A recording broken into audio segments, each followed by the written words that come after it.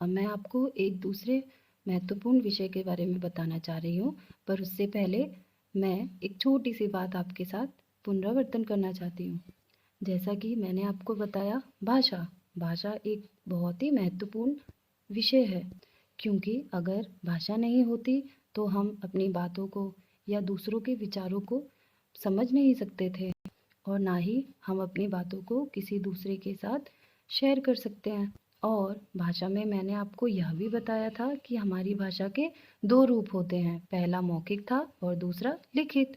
मौखिक जो हम अपने मुंह से बोलकर बात करते हैं, और लिखित जो हम लिखकर अपनी बातों को किसी दूसरे को बताते हैं। अब मैं आपको कुछ जीव जंतुओं और तथा उनकी बोलियों के बारे में बताना चाहती हूँ। क्या आप जानते हैं कि संसार के सारे जीव जंतु आपस में बातें करते हैं?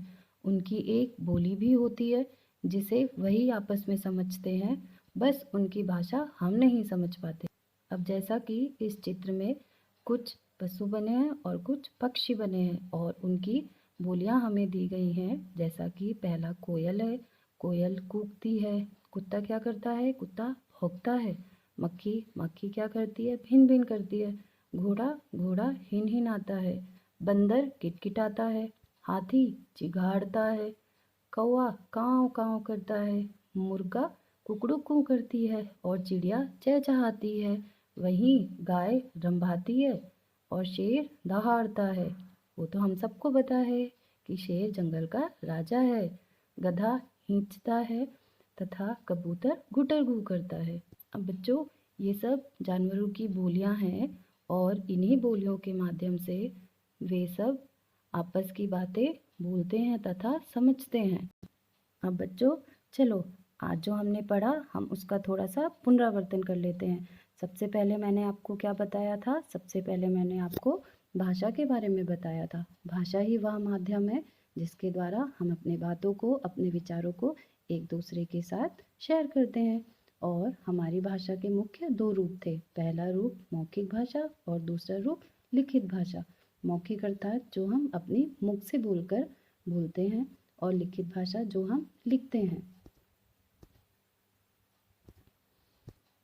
और मैंने आपको एक तीसरी भाषा के बारे में भी बताया था, जो है सांकेतिक भाषा अर्थात सिंबॉलिक लैंग्वेज। इसमें कोई व्यक्ति या जीव जंतु नहीं होते, इसमें सिर्फ चिन्ह होते हैं जो हमें किसी भी चीज़ के लिए इशारा करते हैं। और सांकेतिक भाषा में हम उन बातों को चिन्ह के माध्यम से या इशारे के माध्यम से समझते हैं। अब बच्चों, आज के विषय की सबसे तीन महत्वपूर्ण बातें हैं।